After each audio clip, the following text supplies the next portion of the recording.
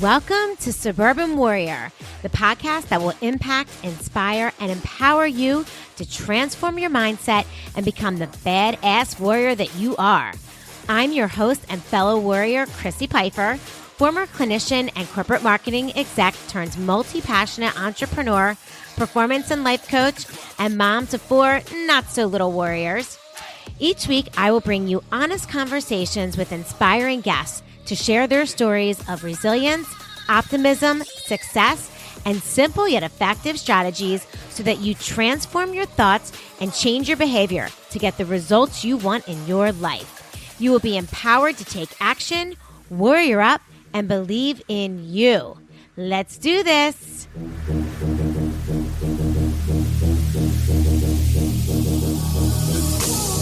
What's up, warriors? Welcome back to yet another episode of the Suburban Warrior Podcast.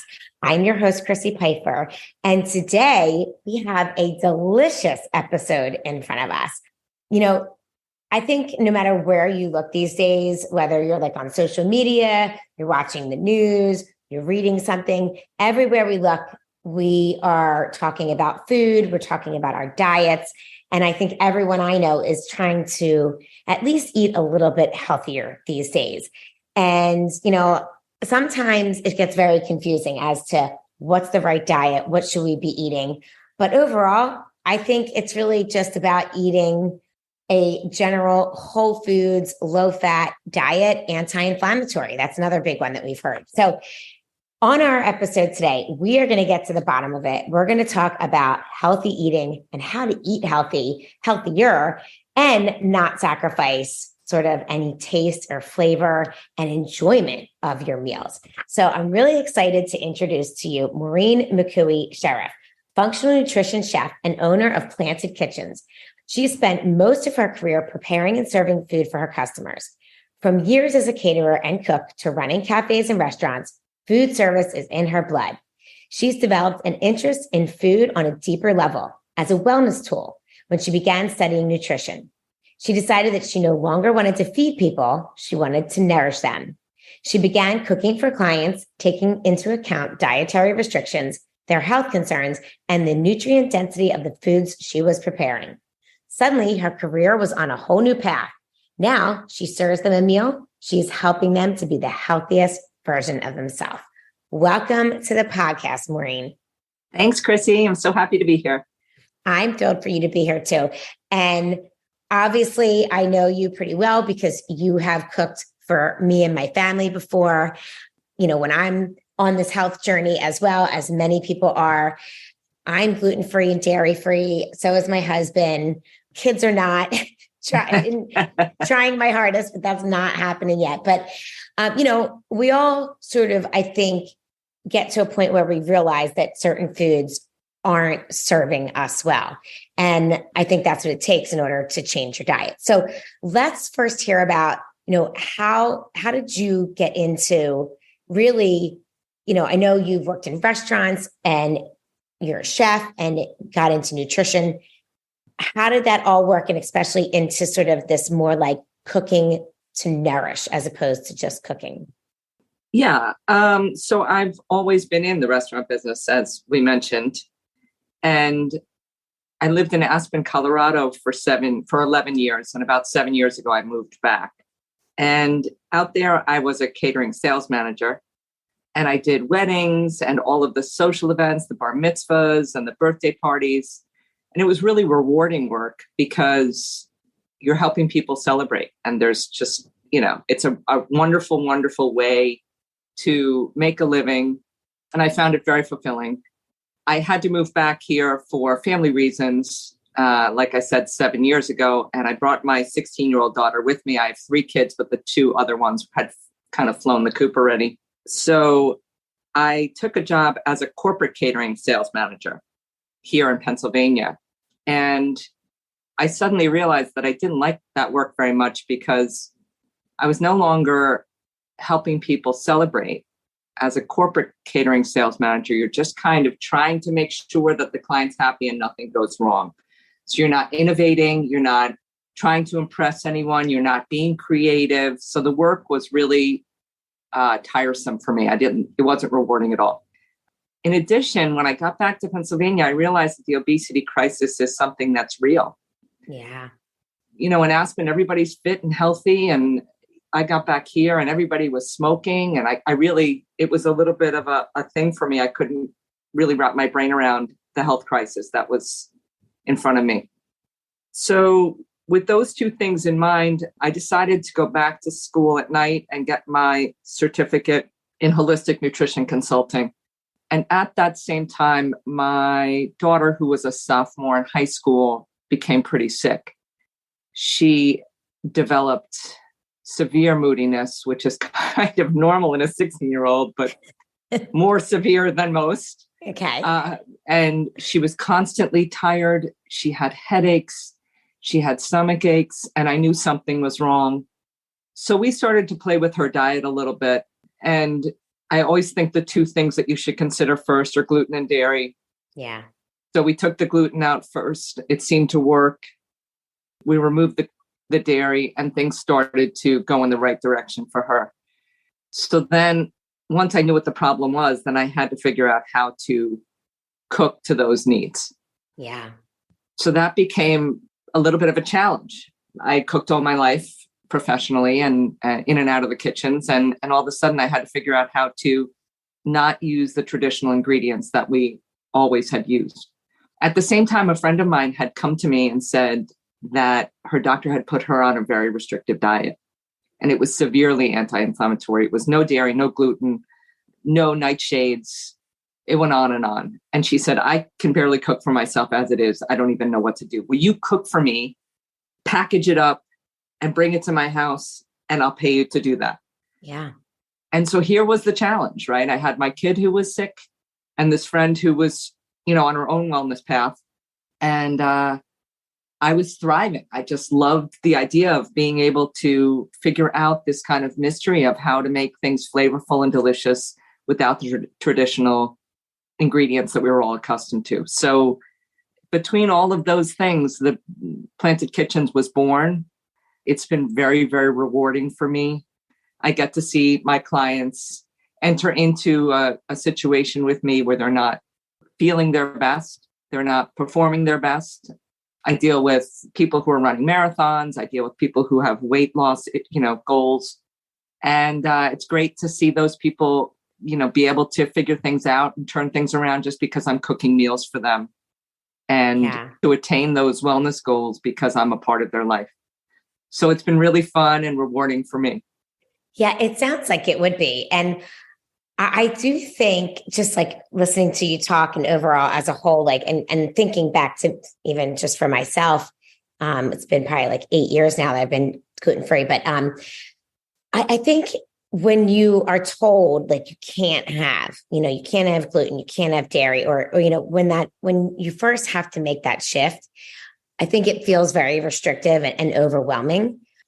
But I do think that there's so many substitutes. And if you can like switch your perspective and maybe just have some fun with it, like you said, start exploring, seeing what else is out there, and maybe just shift your perspective in a different way. It really does open up this whole other world of food. It's just you're not used to eating it, right?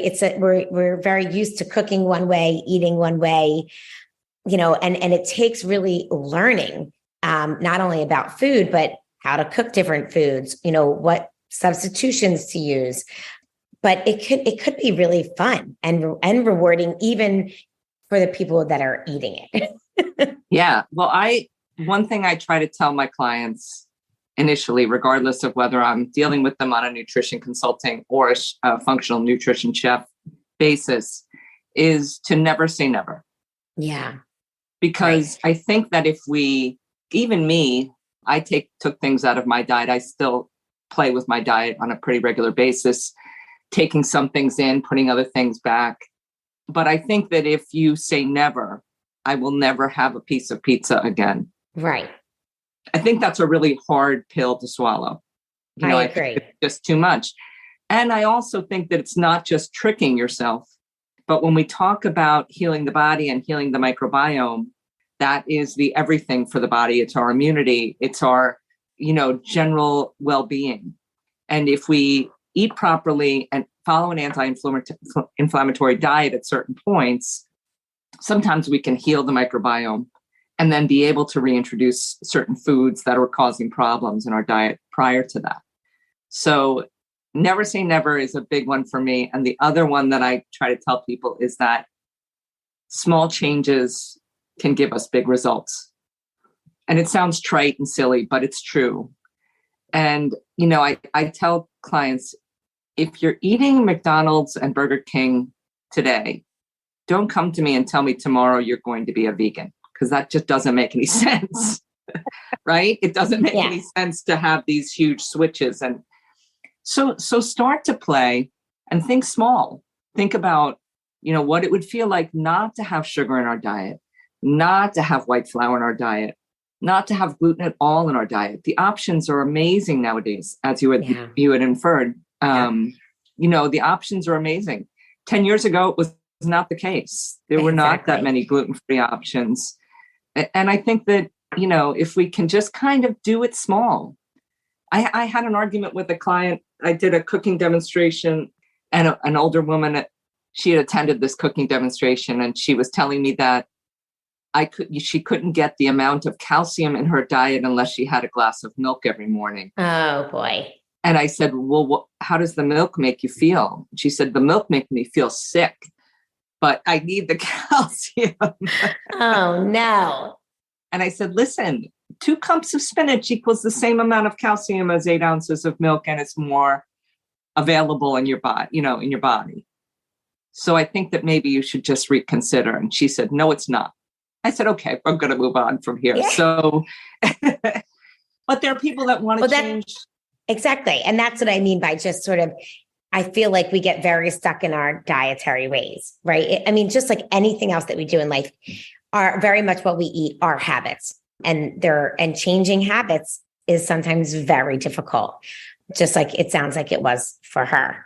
Yeah. And I think that it's, thinking about those big concepts sometimes is overwhelming for people. And one of the things that I tell people is, don't make any changes yet.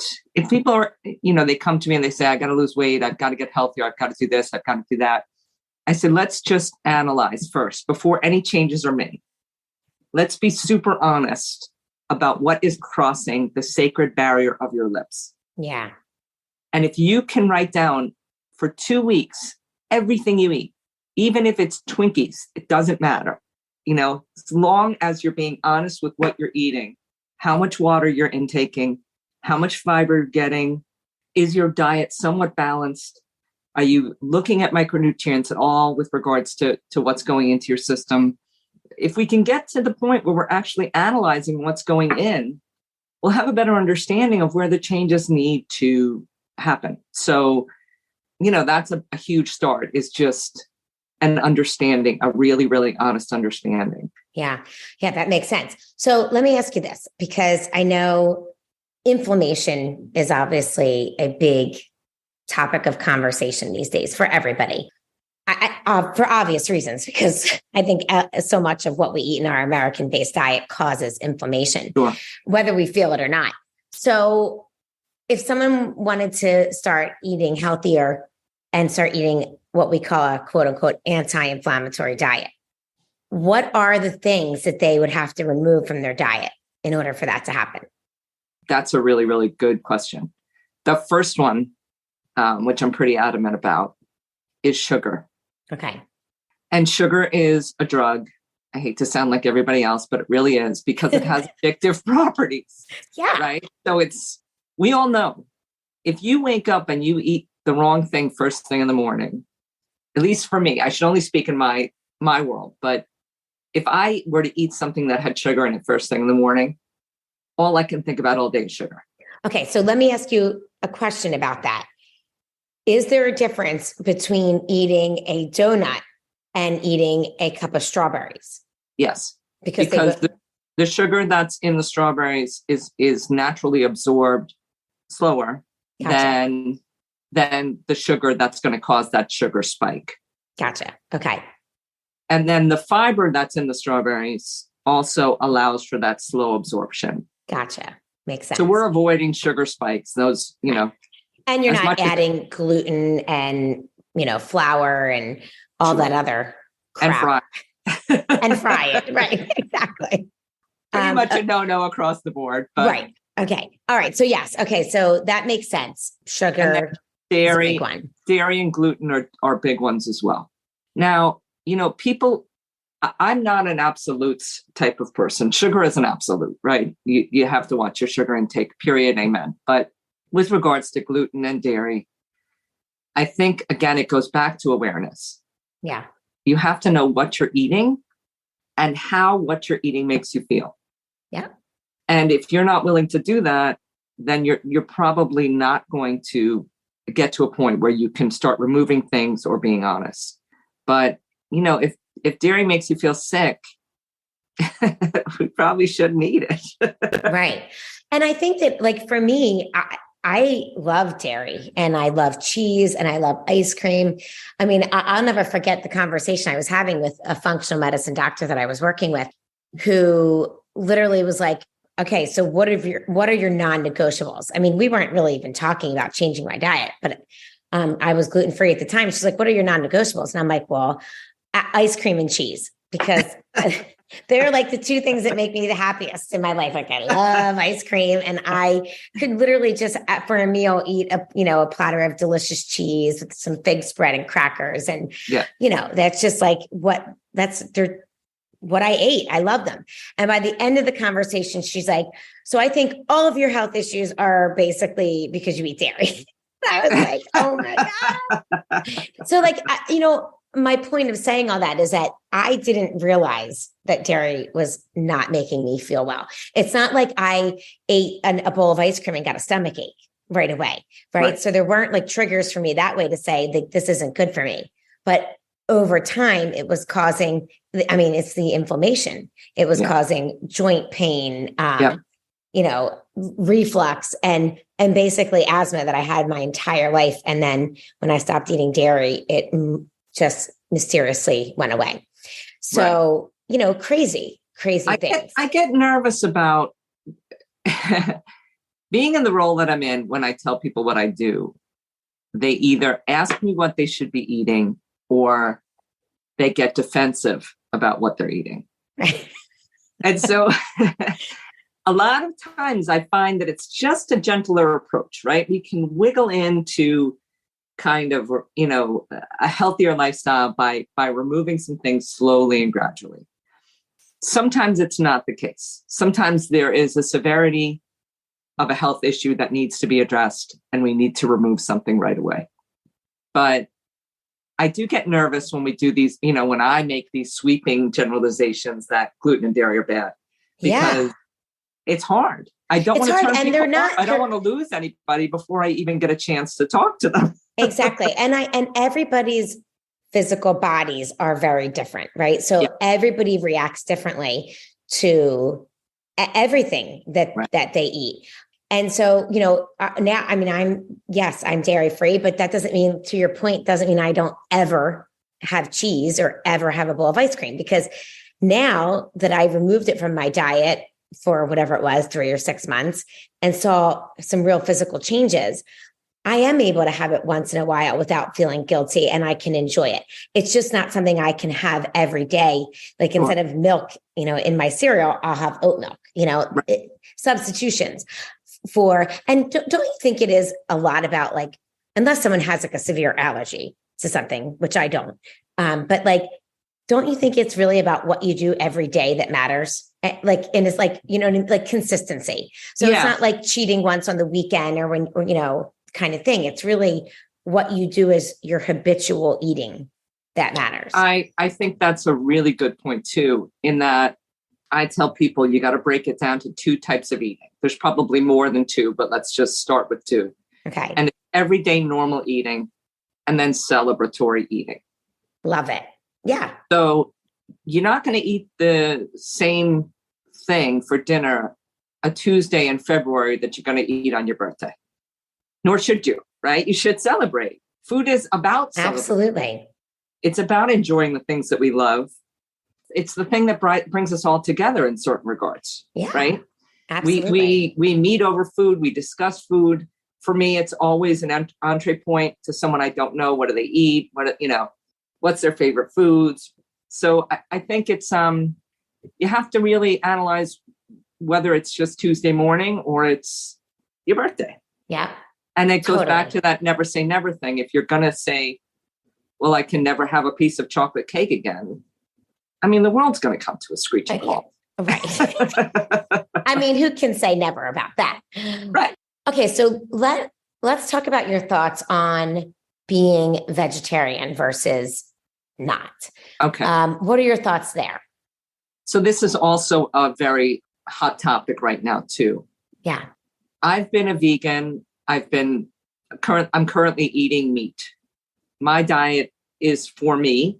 I don't eat dairy. I don't eat gluten. I don't eat red meat. There's a bunch of other foods I don't eat because they just don't really make me feel great. But for everybody else, it might be different.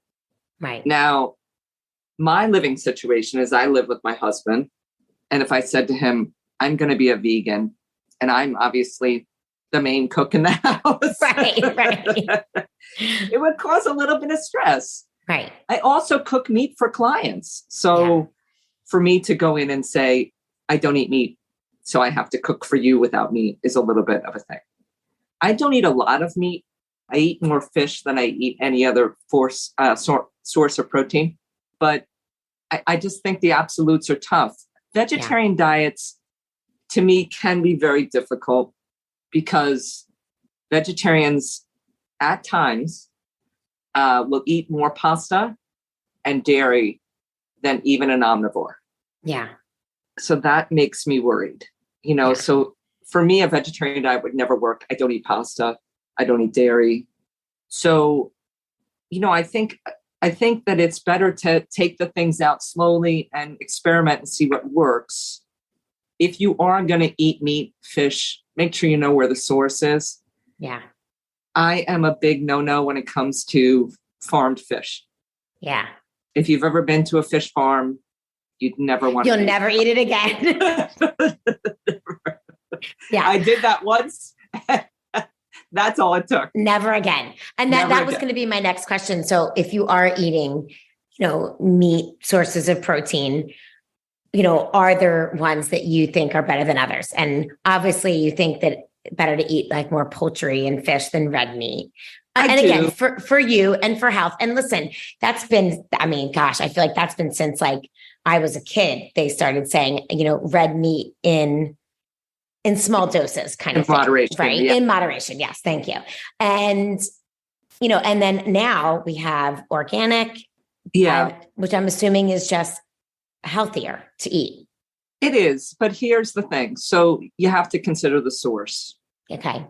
And you have to, I understand that Instacart's a great thing. And a lot of my clients use it and a lot of my friends use it.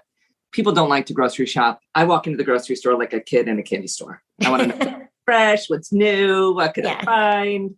But when you're buying meat, it is best to get organic, grass-fed beef, pork. Here in Pennsylvania, we're close to these farms. Yeah. So consider the source. All of the farmers markets have these specialty meat companies, these smaller farms. The animals are treated more humanely. They have a better quality of life.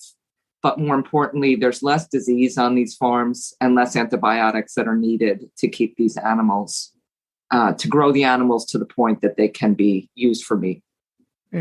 Onto the organic vegetable thing. Again, it's a tough one for me because as a nutrition consultant, I understand completely why we should eat organic. And there's no question that we should. But as a chef, when I go into the market and I see the organic produce and it's withered and old, I know that one, it's not a good product to deal with. And two, as produce starts to die, which it does immediately once it's picked, it's losing its nutrient density. And so those withered up carrots and the really dry looking broccoli, it makes me feel concerned. Yeah. So I do a little bit of both. Yeah. There is something called the Dirty Dozen and the Clean 15. So that's a good way to start. what you can wash the pesticides off of and what you can't. I think that's a good list to know what those are. Yeah. Greens, just as a general rule, greens are the most important thing. You should eat organic for sure.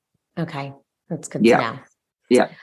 Okay. So let me ask you this. So I know there are some really great substitutions. Like, if you're like, for me, I never even heard or knew what nutritional yeast was until I went dairy free. And then it was like part of all these recipes that I was using as like a substitute for cheese. And I'm like, how is this possible? But so something like that, like, are there some substitutions out there that are, really great substitutions for something that's bad for you that you could switch out and be like, okay, this works. This isn't so bad.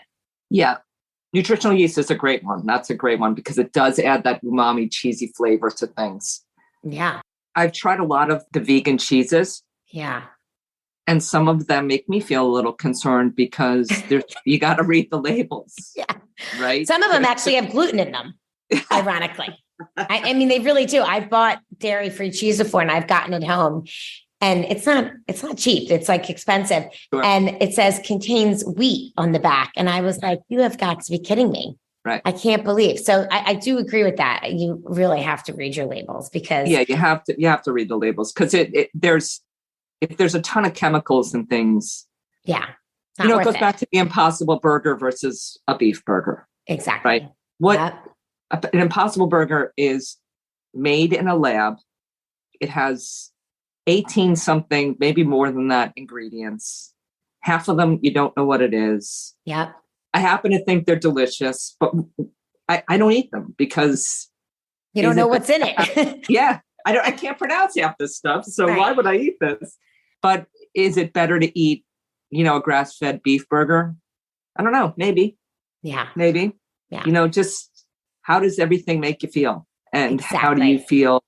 Because people are vegan and vegetarian for ethical reasons as well. Sure. Yeah, it's absolutely. Not just about health. It's about, the planet and everything else. So I never like to preach to people exactly what they should be eating, but, just make those informed decisions. For me, I stopped eating Impossible Burgers for that reason because now I just eat turkey burgers. Yeah. And you can kind of doctor them up and make them taste good. So absolutely. But if beef is working for you, just make sure you're getting it from a good source and locally grown. The other thing is, we have to consider the planet and the effects that certain foods, the food industry in general, has on the planet. When we're shipping things from California, the carbon footprint on those foods is huge. Yeah. So when we can, which here in Chile, Pennsylvania, we can't all the time. When you can, you have to buy your food locally. Organic, not organic, just it's the net to buying organic versus buying local. To me, it's all about being local because you're supporting those farmers and you're also not adding to the transportation cost to the planet. So that's a big one for me. But again, it's February. I know. So we can't go to the farmer's market right now. Yeah, exactly. Okay. So what is one meal or what is like your favorite meal that you cook that you feel like is really healthy and really delicious? So I know you have a bunch of them, but what's your favorite? I've been really into beans lately. Okay. And I've been making these, I probably made them for you at some point, the Mediterranean chickpea salad and the collards. Oh, yeah. Beans are a great source of plant-based protein, but more importantly, they're a great source of fiber. Yeah. And everybody's all talking about protein all the time, but it's really, protein is not an issue for anyone that's eating an omnivore's diet. Yeah. Vegans, you have to watch your protein intake, but if you are eating an omnivore's diet, protein is not an issue. However, fiber is a huge issue for almost everybody. Everybody. No one's getting enough fiber. Like 97% of Americans aren't getting enough fiber. I think know. You and me and like 6 other people in America, and that's it. But exactly. So beans solve that problem. They're a huge source of fiber, and fiber allows our body to eliminate the toxins, help with cardiovascular health, help with cancer prevention. So they're a great source, and they're super easy. You should always have canned beans in the house. Yeah. For that day when I just walked in after cooking, had to come down here and chat with you. And I was like, what am I going to eat? I can't go. Yeah, you're starving without some food. Right. And I opened a can of beans, rinsed them off, threw some dressing on them, little greens, and I was done. So it's a great, great instant source of nutrition on a bunch of levels. So they're great to have. And are there certain beans that you like versus others, like kidney beans, black beans, or you like them all? I like cannellini beans the best. Oh, okay. I think they're very versatile. And back to substitutions, I make a roasted garlic, rosemary, and white bean dip that you can take and put in like a panini with some vegetables. And that tastes very cheesy because you have all those flavors that bring that umami kind of sense. You could add some nutritional yeast in there too, but it almost acts like a cheese spread because white beans become very creamy. So those are probably my favorite because I think they're the most versatile. Wow, that sounds so good. I'm getting hungry as we're talking. Well, Maureen, I know firsthand what an amazing chef you are and how delicious all of your food is. So where can people find you and learn more about what you do? So I have a website. It's probably the easiest way to get in touch with me. And it's plantedkitchens.com. So www.plantedkitchens.com. And also my Instagram is planted. She was getting, my little dog was getting very excited about your cooking as well. She's been on my Instagram, I think. Planted Kitchens for the number 4 life. That's my Instagram. I post a lot of inspirational things, lots of pictures of food that I'm cooking for clients, great ideas. So it's both, either one's a great way to reach me. Yeah.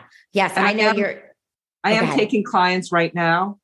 I've also been doing a lot of cooking demonstrations to large groups where I'll go in and tout the benefits of certain food groups. They're usually plant-based because I feel like regardless of whether you eat meat or not, all of us could use more plants in our diet.